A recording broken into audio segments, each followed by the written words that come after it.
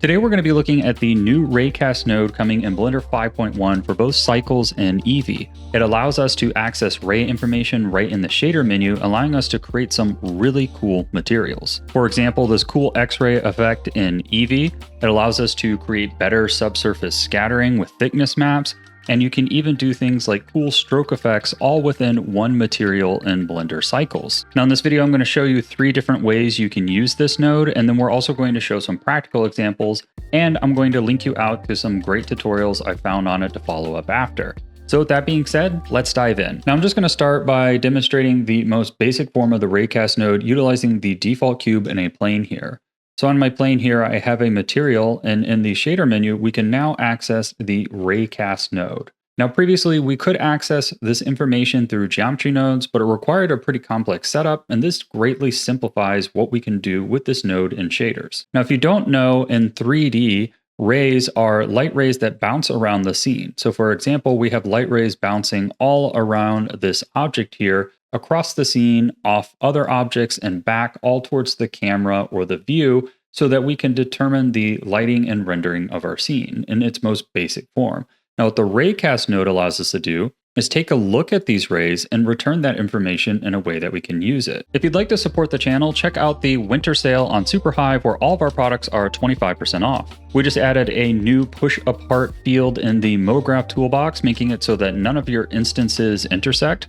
Plus, all the other tools have seen bug fixes and updates. We're also working on the spring delay field as well, which will be coming soon, automatically adding delay and follow through to your animations. The Crafty Asset Pack just got new materials recently, and now it has a new bookcase generator, and we're working on some new effects for the dynamic VFX pack. But let's get back to the tutorial. And what this is doing is looking and seeing if there are any light rays hitting the object. So anything that's bouncing down and hitting just like that. So if I grab this and move it, you can see how that object is actually shaping. And if I add another object to the scene here, you can see how this will be represented as well. So this is essentially saying, are any rays hitting me? And then returning a black and white value. Now the self-hit operates similarly, but it's checking to see if there's anything in the object that hits itself. So you can see here, if I duplicate the object within itself, we can see what is there. Now the hit distance is looking and seeing if anything is hitting it and displaying it in distance. So you can see how we're getting some really cool depth effects here. We also have access to the hit position,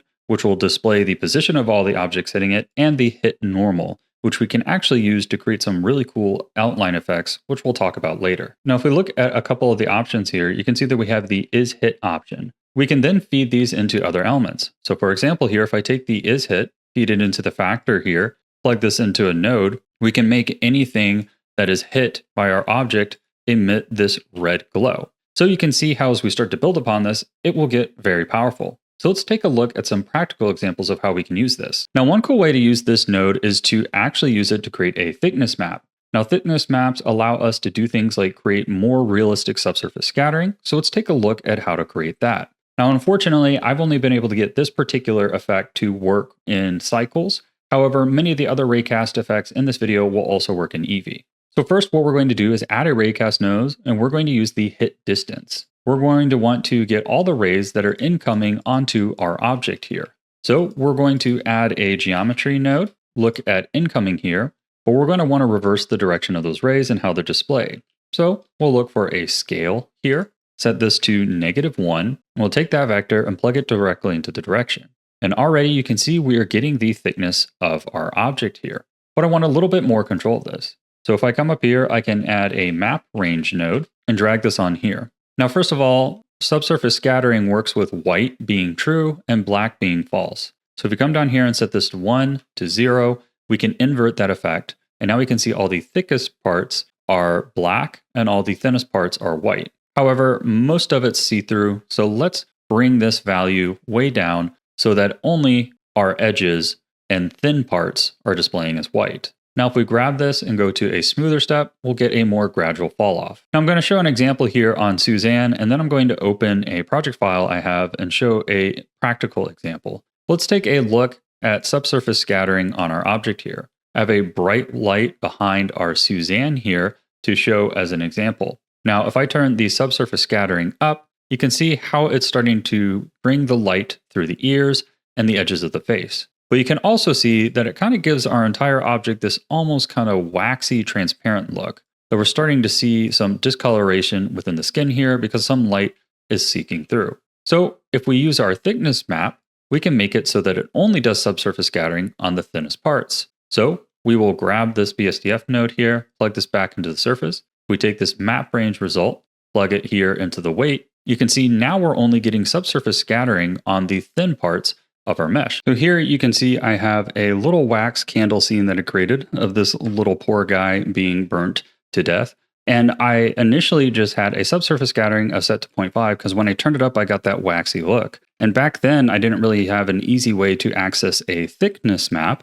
So with this little setup, I can now take this thickness map, which we can view here, and see that only the candle edge glow and the part of the lip here, which is thinner, will have the subsurface scattering applied to it. So if we drag this in here and take a look at that application. Now, unfortunately, I did not model this to scale, so this candle is actually ginormous, so I need to come in here and adjust the scale. But you can see how now we are getting that light passing through just on the edges there, giving us a much more realistic subsurface scattering effect. By the way, if you like this project file, it is on my Patreon. Now, another way we can use this effect is to create this really cool depth effect on our objects. So what I have here is a round cube in my scene and a Suzanne underneath. All I do is the same geometry incoming into a -1 scale on a raycast throughout the hit distance and get the map range. Now, this effect is possible to use in Eevee, but not by default. If I come over here, you're going to see that we don't get anything.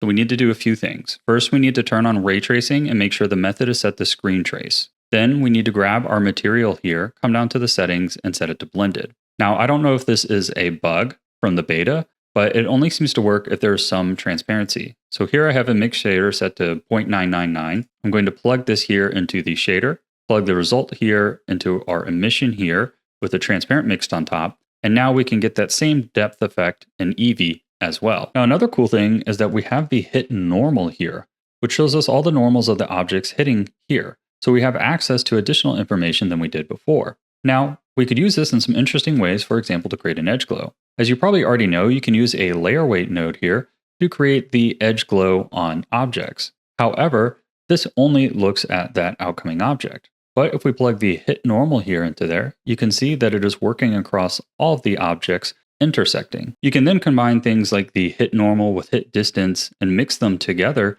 to create some really interesting effects. For example, this kind of X-ray style effect on this alien egg. Now, this material was actually created by Cartesian Caramel, one of my favorite Blender artists, and they've actually put the demo file for free up on the Blender demos. Even better yet, he did a live stream where he walks through the entire project file and how to recreate the material from scratch. I'll link to it in the description below. And this entire effect is working in Eevee in real time. So you can create some really cool stylistic and performant materials. Now, another one of my favorite YouTubers, CG Matter and Default Cube, use this to create an outline effect in cycles without having to use any modifiers, duplicate meshes, or performance-intensive grease pencil modifiers. Instead, it's all a super simple, easy to use, fast shader. Definitely recommend checking out this tutorial as well, and I'll link to it in the description below. What other upcoming features from Blender 5.1 do you want to see tutorials on? Let me know in the comments below.